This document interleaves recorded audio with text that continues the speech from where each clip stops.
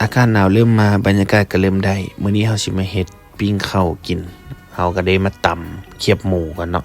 ใส่เพื่อบ่ให้มันเยิ้มหลังจากนั้นเฮาก็เอาไข่มาตอกใส่แล้วก็เครื่องปรุงใส่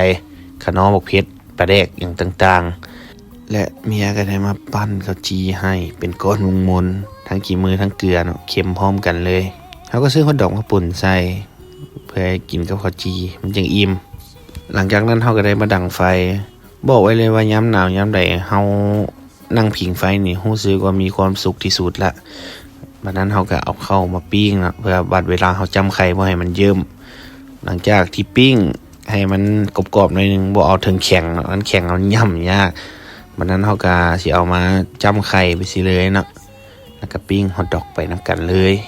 และเป็นขั้นตอนการซิมตอนนี้บ่ฮู้ว่ารสชาติจะออกมาแนวใดเพิ่นว่าเพิ่นกินไปแล้วมันจางๆว่าซั่นนี่มาบัดนี้เฮาก็ได้มากินนำกันเลยเนาะมาเด้อกินข้าวนำกัน